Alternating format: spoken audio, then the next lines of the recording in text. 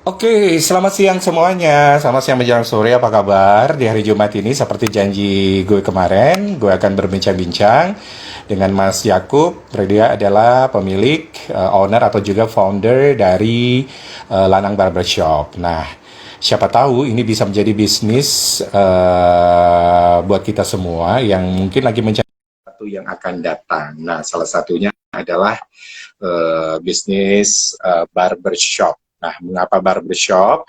Karena barbershop ini sekarang ini lagi menjamur di mana-mana gitu, dan kita lihat banyak sekali ya pria-pria yang memang dalam setiap bulannya pasti akan putih rambut. Nah, seperti apa kita melihat peluang ini?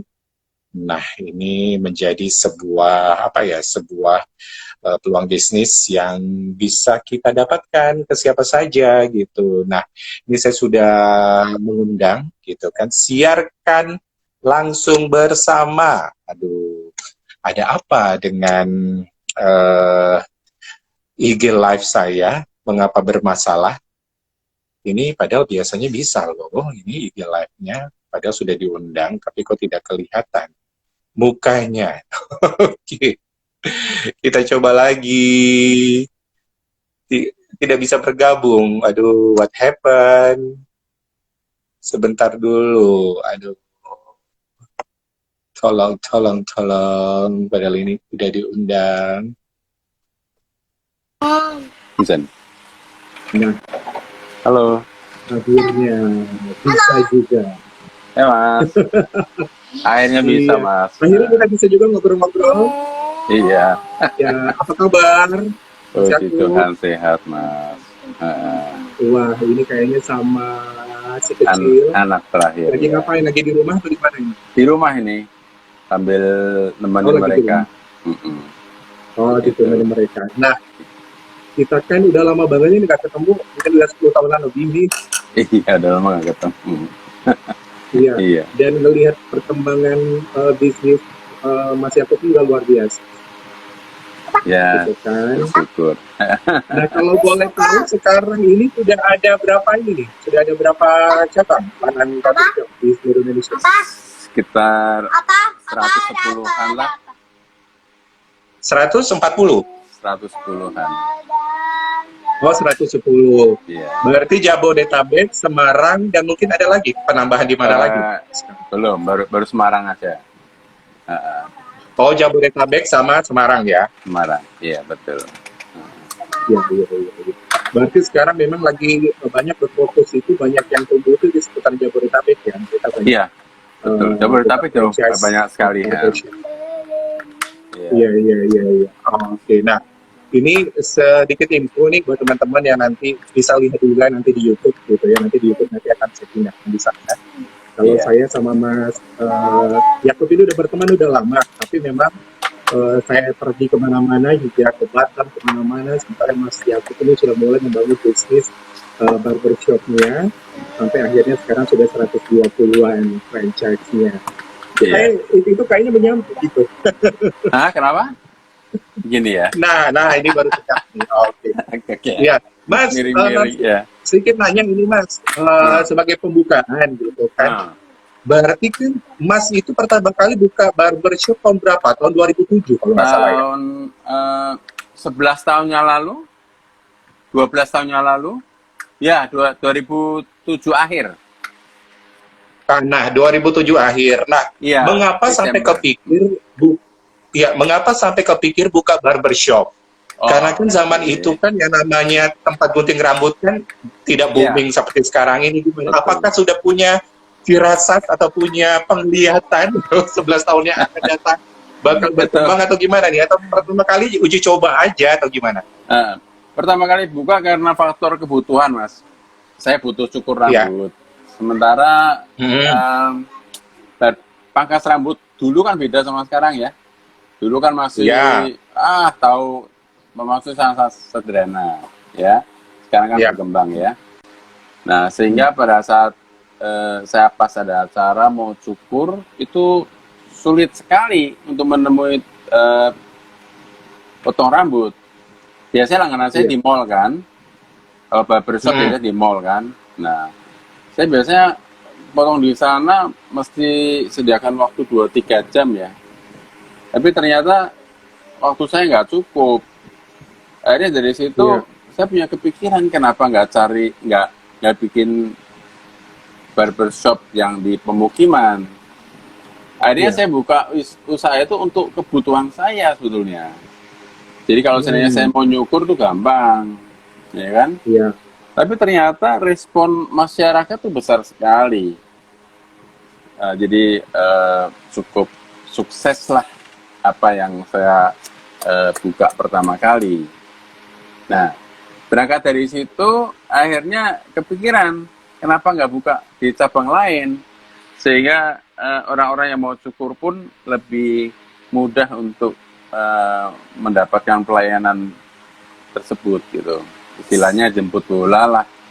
Sehingga teman-teman yang mau nyukur tuh gampang, tinggal jalan kaki atau naik motor gitu. Kalau dulu kan nggak bisa, mesti spend time itu banyak sekali gitu. Iya. Akhirnya dengan perkembangannya kayak gitu, berkembang buka cabang terus. Nah, suatu saat ada kenalan saya mau buka barber, bilang sama saya, Hmm. bisa nggak ya saya ikutan buka barber sama kamu? Nah, saya pikir, aduh kenapa enggak ya? Akhirnya dari situ Hmm. saya mulai muncul ide untuk eh, membuka mitra dengan orang-orang. Iya. Akhirnya saya bikinkan satu sistem yang kira-kira sama-sama happy. Akhirnya barulah dimulai kemitraan tersebut hingga sekarang. Oke. Kira-kira begitu, Mas, Mas. mungkin kan kalau orang lihat sekarang kan melihatnya udah berhasil gitu kan, mitranya udah Mm-mm. banyak. Tapi kan bisa dibilang Mas Yakut kan punya pengalaman sekali kan membuka barbershop awal awal mulanya. Nah itu gimana tuh? Perjuangannya Eh, seperti apa untuk pergumulannya mendapatkan ya, pelanggan? ah, karena sesuatu yang baru untuk di bidang barber, pas kebetulan sebelum saya buka itu saya lakukan observasi dulu kan. Nah, Hmm. karena kebutuhan ini untuk pria, akhirnya Ya. saya observasi di kampus Binus. Karena Binus yang Oke. zaman dulu tuh karena Binus kan pria semua ya, mahasiswanya Iya, ya. iya, iya. Sekarang beda, Hmm. banyak perempuan. Kalau dulu tuh Hmm. pria semua. Mungkin ada lah, Iya, tapi nggak terlalu banyak wanitanya. iya, iya, iya. Akhirnya saya tongkrongin tuh mahasiswanya. Selama 2 minggu, saya tongkrongin, saya lihat dia punya stylenya, dia punya gaya hidupnya, saya pelajari. Nah, selama 2 minggu saya melakukan observasi, saya ambil satu keputusan. Ternyata kebutuhan saya itu nggak jauh beda dengan kebutuhan anak-anak mahasiswa, begitu. Akhirnya saya buka cabang ya di dekat Binus itu. Saya buka Hmm. karena saya punya feeling bahwa apa yang menjadi kebutuhan saya, laki-laki yang lain juga pasti membutuhkannya. Ini sesuatu yang Ya, baru buat saya. Karena saya sendiri juga ya. bukan background cukur rambut, saya nggak ngerti, saya nggak tahu bisnisnya itu. Hmm. Nah, gunting aja saya nggak tahu gunting apa yang dipakai, saya nggak tahu. Memang Iya, iya, iya, iya. sesuatu yang baru. Saya nggak tahu perlengkapan apa aja yang digunakan juga saya nggak tahu. Akhirnya belajar Iya, lah, iya. belajar, tanya-tanya sama stylist pangkas rambut yang sudah ada. Akhirnya timbul satu konsep. Artinya begini, Iya. eh, kalau pangkas rambut yang dulu kan kotor ya, Iya, kotor terus kurang menarik lah, interiornya juga iya. kurang menarik, sehingga orang-orang kalau mau cukur itu ini kan berhubungan sama prestis kan, Iya. karena potong rambut itu prestis ya. Jadi Hmm. seseorang mau cukur itu kan dia menyerahkan eh, dia punya style 1 bulan ke depan kepada si stylist. Dan itu sesuatu Iya. yang ya kita masih apresiasi dan kita harus memberikan yang terbaik gitu. Karena nggak gampang kita menyerahkan kita punya style kepada orang kan. Nah dengan adanya barbershop yang kami buka, ternyata pelanggan kami tuh suka dengan kami punya style, dengan interior yang bagus, tempat yang rapi, dan satu lagi Eh, Kami mempunyai pelayanan juga berbeda ya. Biasanya kalau pangkas rambut yang dulu kan harus cuci rambut dulu, ya kan? Terus harus dikeringkan, dipotong, terus dikeringkan. Itu saya pikir terlalu lama prosesnya. Nah, karena laki-laki nggak suka pelayanan yang lama, ya yang ribet kan. Kayak cuci rambut itu ribet ya, dan nggak menyenangkan gitu. Nah, laki-laki simple. Akhirnya saya adakan perubahan. Jadi tidak dicuci rambutnya, tapi setelah gunting rambut itu kami bersihkan dengan vacuum cleaner. Jadi disedot kotorannya, disedotkan ya sampai ke badan-badan disedot begitu. Awalnya sih sesuatu yang lucu buat mereka. Loh, kok di vakum ya? Lucu kan? Tapi mereka mendapatkan apa ya, pengalaman yang baru. Ternyata dengan cara seperti itu menguntungkan buat si customer. Customer pun bisa menggunakan sisa waktunya untuk kebutuhan dia. Terus yang kedua, setelah cukur mereka bisa beraktivitas karena kan memang rambutnya udah bersih ya. Nah, kenapa kami menggunakan vakum? Selain itu juga kebanyakan pria kalau seandainya mandi pasti rambutnya dibasahi. At least basah lah, entah dia keramas atau enggak, pokoknya basah. Nah, laki-laki punya kecenderungan seperti itu. Nah, kalau perempuan kan mungkin agak beda ya. Mungkin berapa hari sekali dia basahkan rambut dan dikeramas, begitu. Nah, dengan sesuatu yang berbeda ini membawa image ke customer bahwa Lana ini satu-satunya rujukan mereka untuk potong rambut pada saat itu. Nah, saya juga mengucap syukur ya. Ternyata banyak orang-orang yang terinspirasi dengan usaha kami. Oh, ternyata barbershop bisa ya dikembangkan ya. Sehingga 5 tahun berikutnya itu mulai menjamur tuh Mas, barbershop itu. Kira-kira tahun 2013, 2014 itu menjamur sekali. Nah, saya sih senang ya. Maksudnya apa yang kami lakukan memberikan inspirasi bagi banyak orang. Karena kebutuhan potong rambut ya itu akan sampai kapanpun akan dibutuhkan. Terutama pria ya. Karena pria lebih cepat potong rambut dibandingkan wanita. Mungkin wanita ya mungkin bisa setengah tahun, 1 tahun sekali baru cukur rambut. Tapi kalau pria enggak. Paling lama 1 bulan. Bulan sekali. Sebulan sekali. Bahkan ada customer kami yang seminggu sekali cukur. Jadi kalau misalnya ada sedikit tinggi gitu ya, waduh dia udah nggak nyaman. Akhirnya cukur tempat kami. Kira-kira pengalaman kami begitu, Mas. Iya, Mas Yakub. Nah kan bisa dibilang ini Mas Yakub ini adalah salah satu pionirnya dari ini barbershop yang ada di Indonesia tahun 2007. Sementara setelah tahun 2013 ke atas baru menjamur di mana-mana dengan konsep yang hampir-hampir mirip. Karena memang pelayanan itu yang utama ya. Sekarang mukanya itu udah di steam, yang dingin lah, yang panas lah, dikasih apa lah. Wah, pokoknya benar-benar gitu kan. Bahkan memang ada di kota besar. Kemarin kan saya sempat di Batam ya Mas Yakub. Itu sekali saya gunting rambut yang khusus untuk cowok ya di barbershop di sana, itu bisa menghabiskan 100.000 di mall. Dan itu orang nggak komplain lagi, nggak seperti dulu gitu kan. Dan ini berarti trennya udah berubah gitu kan. Dan saya juga ingat tuh waktu dulu sekitar 10-15 tahun yang lalu di Jakarta, tempat gunting rambut yang paling terkenal di Jakarta tuh di Jalan Wijaya itu kan, ada beberapa apa namanya itu. Iya betul. Nah itu aja udah 50.000 harganya, itu padahal tuh udah 10-15 tahun yang lalu, kebayangin aja. Betul. Berarti kan kebutuhan itu selalu ada, dan mungkin Mas Yakub melihat peluang ini secara tidak sengaja dan akhirnya ditiru oleh barbershop yang lain. Nah awalnya modalnya gimana nih Mas? Modal awalnya gimana itu? Dulu kan barbershop. Ya, dulu tuh murah sekali Mas.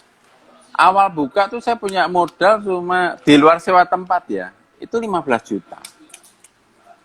15 juta sudah komplit. Oh, Udah iya, iya, ada iya, iya, iya. AC-nya, ada TV-nya, terus termasuk Ah, interior tuh 15 juta udah dapet dulu. Tapi sekarang nggak bisa, Mas. 2007. Sekarang kan harganya pada naik ya. Saya ambil contoh Iya, misalnya kursi aja, kursi barber ya. Dulu harga tujuh iya. ratus lima puluh ribu dulu. Sekarang nggak Oh, bisa. oke. Sekarang udah 4 jutaan. Satunya 4 juta sekarang. Waduh. Kalau dulu masih 750 dapat. Iya. Terus kayak Hmm. AC gitu kan sekarang 4 jutaan. Dulu masih murah. Iya, iya. Gitu. Hmm. Sehingga investasinya Iya. murah sekali dulu. Iya, memang perkembangan zaman ini membuat harga barang pun akan terus naik gitu. Memang benar-benar ini disesuaikan gitu ya. Iya, betul, Nah, betul.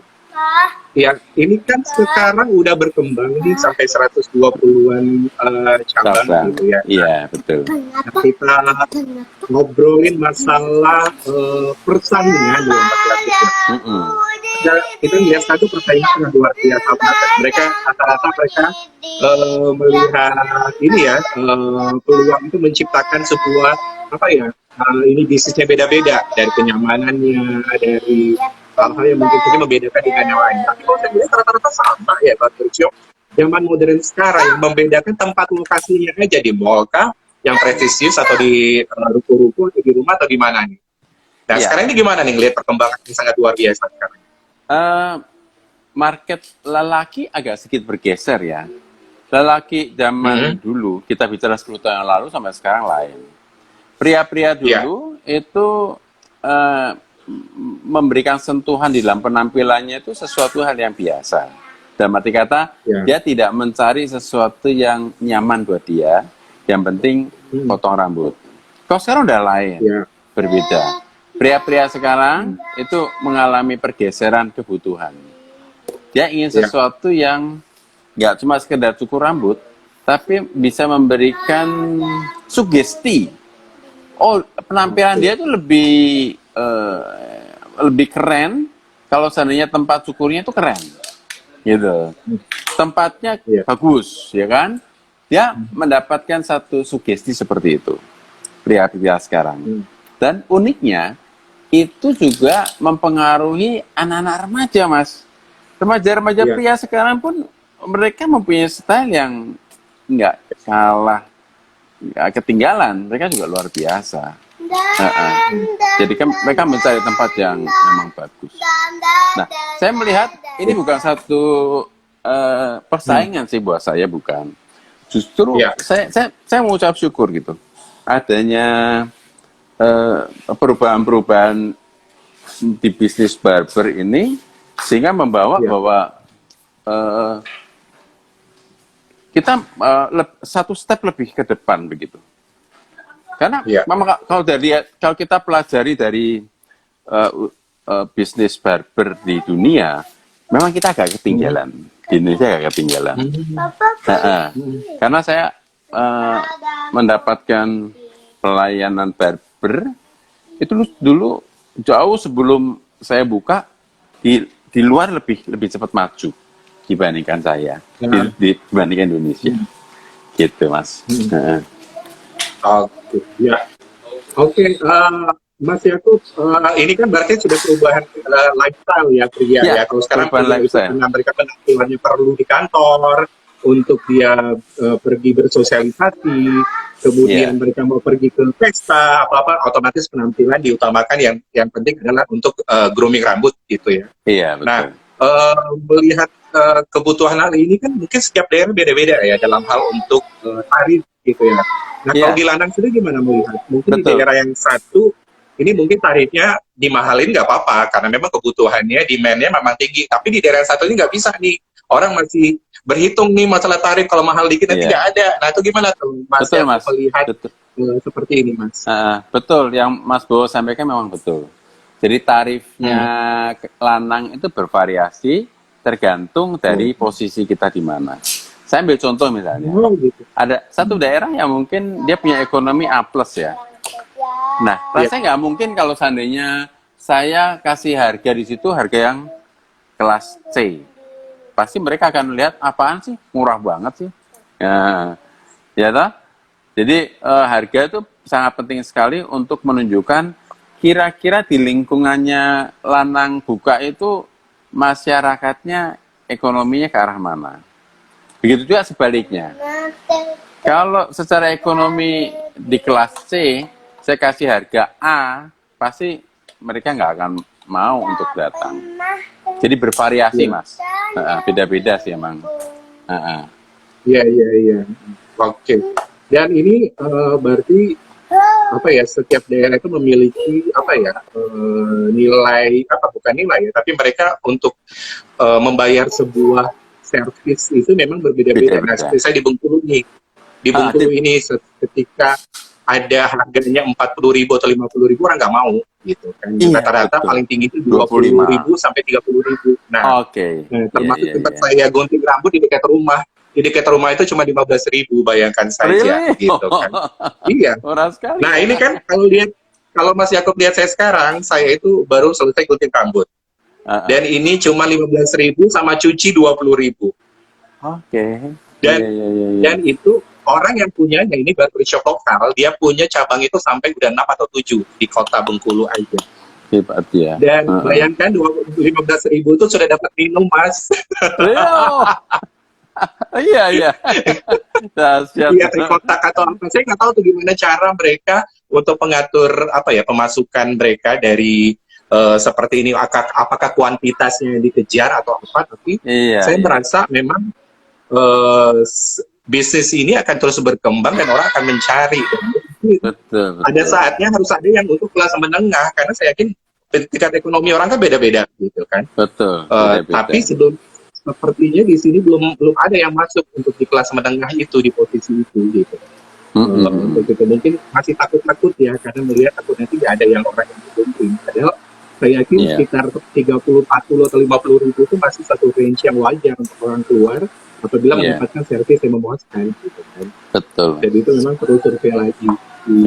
Ini ada salam dari apa nih, di Do and Shop gitu. Selamat siang Pak Yakub katanya. Yang lain-lain yang pengen. Selamat siang Mas. Nanya silahkan. Oke. Nah, sekarang ini bisnis tahun 2021 bisa dibilang bahwa barbershop ini termasuk salah satu bisnis yang prospektif. Karena kayak saya aja nih, karena besok mau MC, saya harus gunting rambut dulu gitu kan, supaya rapi gitu kan. Sebulan 1 kali lah, paling nggak sebulan 2 kali gitu kan, sebulan bisa 2 kali gitu, tergantung kebutuhan gitu kan. Nah, kalau pengen franchise gitu kan, menjadi mitranya Lanang Barbershop, nah apa saja yang harus dipersiapkan? Otomatis kan jaraknya kan diperhitungkan juga. Kalau Jabodetabek mungkin dilihat dulu lokasinya di mana, di rumah ataukah di ruko kah, atau nanti di mall misalnya. Itu belum lagi kalau di luar Jabodetabek. Nah, seperti apa nih sistem mitranya Lanang Barbershop? Nah, mitranya sih sangat simpel sekali, Mas. Untuk Jabodetabek, memang kami bisa kelola dari kantor pusat, ya kan? Tukang cukurnya, untuk operasionalnya, kita bisa bantu dari kantor pusat. Tetapi kalau katakanlah seperti Bengkulu, gini kan, jauh ya. Sumatera misalnya. Sumatera, nggak mungkin kita, nggak mungkin kita bisa kelola dari Jakarta. Nah, kalau seperti Bengkulu itu, kami memberikan kesempatan buat investor di luar Jabodetabek untuk menjadi master franchise. Jadi katakanlah Mas Bowo, saya mau kembangkan Lanang di daerah Bengkulu. Ya silakan Mas. Nah nanti kalau ada teman-teman di Bengkulu mau buka, ya berhubungan sama Mas Bowo. Jadi sebagai master franchise-nya di sana. Jadi pengelolaannya berarti benar-benar fleksibel ya? Fleksibel, betul. Pengelolaannya ya Mas Bowo yang lakukan.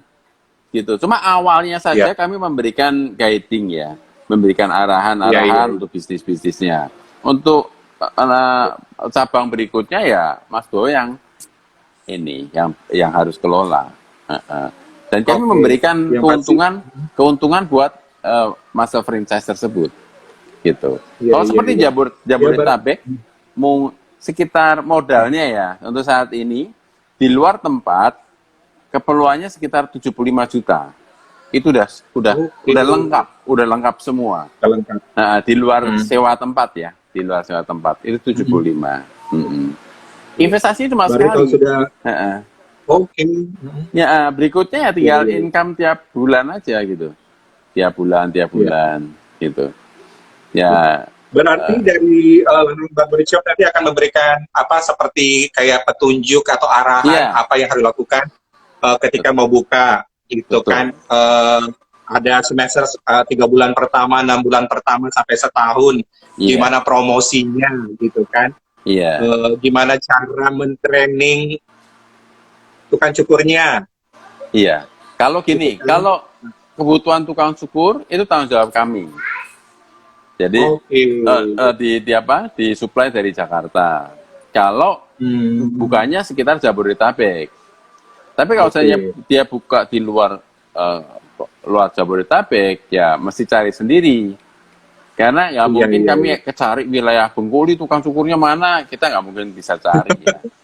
Kecuali kalau atau mungkin modalnya lebih gitu ya. Kecuali kalau gini Mas, untuk awal buka, katakanlah kita bicara tentang Bengkulu ya. Misalnya buka begitu. Sumatera buka begitu. Kami untuk pembukaan kita bisa kasih pinjam stylistnya untuk 3 bulan pertama. Wah saya belum dapat tukang cukur nih di daerah Sumatera. Oke, sambil nyari kita kasih pinjam. Nanti setelah 3 bulan ya kita tarik lagi. Gitu. Iya. Oh, berarti kebutuhannya itu diberikan nggak saklek banget gitu ya. Dan bisa jadi 3 bulan pertama itu ya silakan digaji seperti biasa. Apa mungkin agak karena dia sekaligus mentraining anak-anak yang ada di sana gitu kan di tempat kita sampai benar-benar sesuai dengan standarnya Lanang. Apakah dia akan tetap bertahan atau nanti akan pulang lagi itu terserah ini ya. Ya betul sekali Mas.